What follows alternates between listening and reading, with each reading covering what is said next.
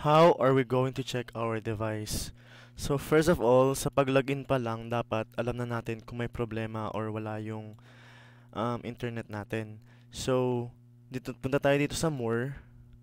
If nakikita mo na puro 2 digits yung mga nandito, ibig sabihin, good yung internet connection mo.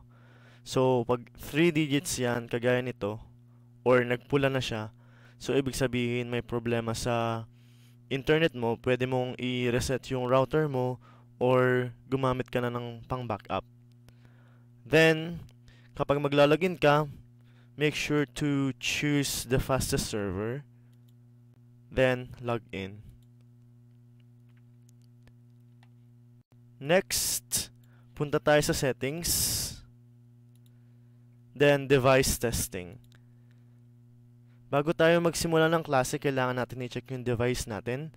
So, here we can see the network delay, 28 milliseconds, and loss rate, 0%. So, kapag tumataas tong percentage dito, ibig sabihin may problema sa internet. Then, next, yung camera natin, dapat alam natin na gumagana siya. Make sure na piliin natin yung camera na gagamitin natin. And yes, it's working. Then, pindutin natin tong able to view. Then now for the speaker, choose the device na gagamitin mo. Then play. Then, piliin mo kung ano yung narinig mong sound. Thunderclap. Then, able to hear. Next is the microphone. Okay? Make sure na yung microphone ng headset mo yung gamitin mo. Then press the record button. Okay, so dapat magsalita ka. Kasi pag hindi ka nagsalita, mag-error siya. So ayun. Then able view and hear. Okay? So, yan. Okay na yung device mo. System, camera, speaker, and microphone. Then, kapag papasok ko na lang ng classroom, meron pa rin doon device check. You need to set the correct camera, headset, or the speaker, and the microphone. Then, okay. How are we going to save the material from computer into our drive, class in drive? So, punta lang tayo sa drive. Then, my drive. And upload. File. Downloads. Or kung saan mo na-save yung file. Then, choose the file.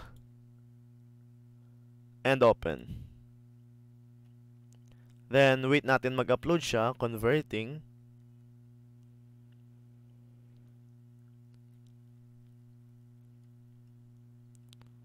Okay. Then, that's it. Make sure na makikita mo siya dito. Kung hindi pa, you need to repeat the step. Okay, so nandito siya. Then, kapag bubuksan mo na siya sa classroom, make sure na alam mo kung saang folder mo siya inlagay. Okay, so dito naman, nasa labas lang siya ng mga folder dito sa loob ng drive. So, ayun, para hindi ka na mahirapan maghanap, make sure mo na kung saan mo na i-save or na i-upload yung file. Ngayon naman, paano tayo magsasave ng courseware mula sa class-in mismo na sinend ng student sa chats? So here, you can see the courseware. Pindutin mo lang tong 3 dots. Then, save to drive. Okay, kung may paglalagyan ka ng folder, mamili ka dito, or kung wala naman, kung gusto mo lang mismong sa drive, okay mo. Then, drive. Check mo kung nandun. So, ito, nandito siya. Lesson 7 is snakes and lizards. This time naman, paano tayo mag-change ng background or blackboard background? Yung iba, ginagawa lang nila, ina-upload mismo yung picture. Then, ino-open sa drive. So, that is a big mistake. Now, para i-load or ilagay natin dito sa blackboard yung ating background, nakikita nyo itong icon na to, yung 3 squares and a diamond. Click nyo yan. Settings. And classroom background. Then, pwede kayo dito mamili ng gusto nyong background. Default background. Ngayon naman, kung gusto mong mag-upload ng sarili nyong background, punta lang dito tayo sa pinakababa, bottom part, upload. Okay? Then, mamili tayo ng background. So, make sure na yung background na gagamitin natin is hindi ganito. Hindi masyadong maraming details. Kasi, pag magkaklase tayo, mahirap basahin yung mga itatype natin sa blackboard. So, for example, okay, kuha na ako dito. Okay, dinouble click ko lang siya. Then, okay. Then, mag-wait lang tayo hanggang lumabas siya dito. Then, kapag lumabas na siya, pindutin mo lang kung ano yung gusto mong background. Ito ba? Ito? Ito? Ito? Or kung ano yung in-upload mo na bagong background. So, lalabas lang siya dito. Then, kung wala pa rin siya, ganun uli, settings, classroom background, upload, okay, then, pili ka uli, open, then, okay. Ulit-ulitin mo lang hanggang, ayan, lumabas na siya. Okay? Ulitin mo lang yung step pag hindi pa rin siya lumalabas dito sa choices. Ano natin ibababa yung camera natin from top to here or here? Okay? So, minsan mahirap, lalo na pag lag yung computer, na ayusin pa natin yung camera natin dito. So, i-resize pa natin. Okay? Minsan, ganito pa yung kinakalabasan. Minsan, sobrang laki. Minsan, sobrang liit. Okay? So, para mas mapabilis tayo, dito ulit tayo sa icon na to. 3 squares and a diamond. Then, classroom layout. Dito pwede tayo mamili ng classroom layout. Kung gusto mong nasa left yung camera mo, piliin mo to. And kung gusto mo naman nasa right yung camera mo, piliin mo tong isa. Ako usually gusto ko talaga nasa left. So dito ako. Ngayon, para magamit mo siya, for example, nandito ka sa taas,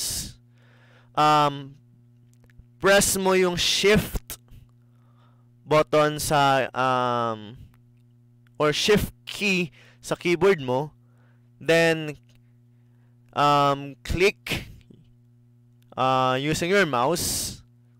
Okay? Click your camera, then drag.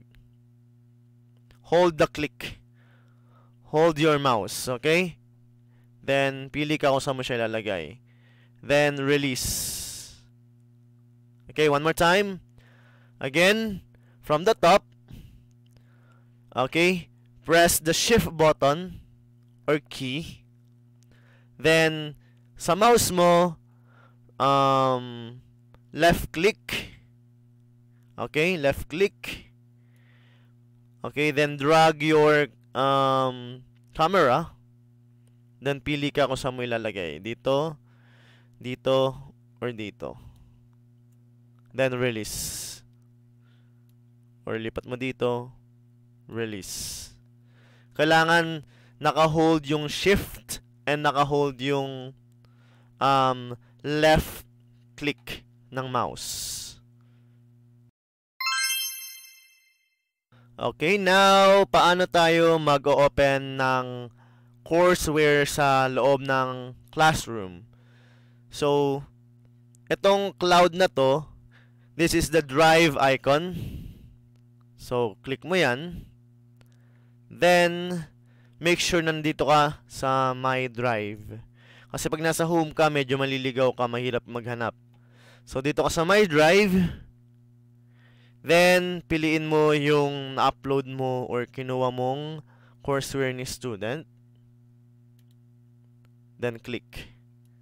Then, nandito na siya. Okay? Then, tinuruan ko kayo kanina kung paano yung layout para mas mapabilis or hindi na kayo mag-adjust ng ganito. Shift uli. Left click. Okay? Left click. Hold. Then, lagay mo dito. Dito. Okay? Then, yan. Automatic malaki na siya. Ngayon naman, paano tayo mag-screenshot? So, may dalawang ways kung paano mag-screenshot. Pwede tayo mag-screenshot from class in Blackboard. Okay? Kung gusto nyo i-screenshot yung mga pictures dito, sa courseware natin, dito tayo sa scissors. Okay? Ito yung screenshot icon. Then, click mo yan. Punta ka sa screenshot. Okay? Then, lalabas to. Okay? Then, left click. Okay, then hold. Hold lang ha. Hold, then release, then check. Ngayon, nandito na siya. Isa pa. Okay, scissors or the screenshot icon. Click that icon. Then, screenshot. Okay, left click and hold. Then check. May mga screenshot na tayo. Then, remember, itong nasa pangalawa, this is the select and move. Okay, yung pangalawang icon, select and move. Kung gusto mong sabay-sabay sila na i-move, left click uli, then draw ka lang ng box. Then, yan, sabay mo na siyang mamumove. Then, kung gusto mo namang isa-isa, click anywhere. Then, left click, drag. Okay? Left click, drag. Now, paano ka mag-screenshot ng pictures mula sa Google? Okay? Mas mabilis ito kaysa mag-upload ka ng mga pictures or mag-download at mag-upload ka pa ng mga pictures sa Drive. So, for example, hanap tayo ng other picture ng crazy. Okay? So, meron na tayong pictures dito. Then, wag mo siyang i-minimize. Okay? Click anywhere dito sa ating class in window. Then, screenshot icon. Click mo yan. Then, screenshot without classroom window. Then, lalabas to. Ganun ulit. Left click, hold. Then, check. Ngayon, may picture na tayo from Google. Kahit hindi na tayo mag-download from Google, then upload sa Drive ng ClassIn. So, magagawa natin to kahit nasa classroom tayo nagtuturo. At magagawa natin siya na mas mabilis. Ngayon, pag-usapan pa natin yung ibang tools dito sa ClassIn. So, the first one, this arrow is click. Okay? So, wala tong masyadong ganap. Okay? Pangalawa, ito yung pinakagamit na gamit din, select and move. Kung gusto mong i-move yung mga pictures and yung mga text. Okay? Again, pag gusto mo maramihan, left click, hold. Okay? Then, yan. Naselect mo na yung lahat ng pictures. Then, move lang. Next is the pen or the brush. Okay? So, here, meron tayong itong isa. Freestyle. Okay? Next is itong line. Okay? Then circle. And meron din tayong box. So, ginagamit natin to kadalasan pag may pinopoint out tayo sa courseware natin. For example, what's this? Okay? So, para hindi masyadong maraming shapes sa blackboard natin, isang gawa ka lang ng shape. Okay?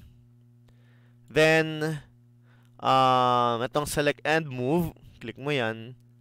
I-move mo lang ng i-move. What's this? What's this? Then, erase. Eraser. Meron din tayo. Yan. Ang may erase lang nito ay yung mga freestyled na naisulat mo. So, yan. At kung gusto mong tanggalin yung ibang shapes na nandito, dito lang din tayo ulit sa box select. Okay. Then, sa keyboard, delete key. Okay. Then, ganun din dito. Yan.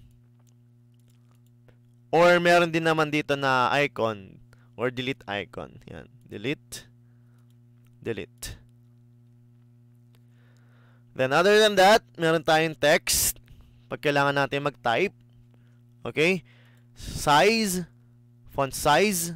Font colors. Okay? Then, click ka lang anywhere. Then, type.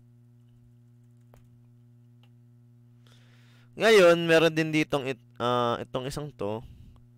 Laser pointer. Okay? Which is hindi rin naman masyado nagagamit. Then, drive. Then, dito, yung ibang pwedeng gamitin. Pwede tayo maglagay ng timer. For example, may game tayo. Okay? So, ito, 5 minutes. Okay? Then, close mo lang. Then, meron din tayong stopwatch. Ganun din siya. Sketchboard. Okay, drawing or text. Okay, pero hindi na natin to kailangan.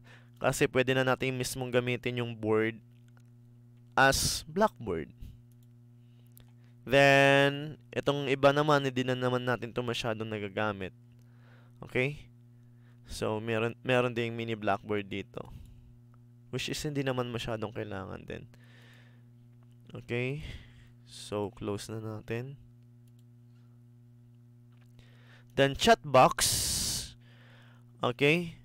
Ako hindi ko masyado itong ginagamit. Pero kung may i-chat sa'yo si student na di niya alam na i-English or sabihin in English, pwede niyang i-chat dito, then i-translate mo. Ngayon naman sa pag-record ng class, so ito lang, madali lang, record lesson, then click mo yun, then click mo tong record, then ayan, may lalabas dito, lagay mo lang yung file name, then save.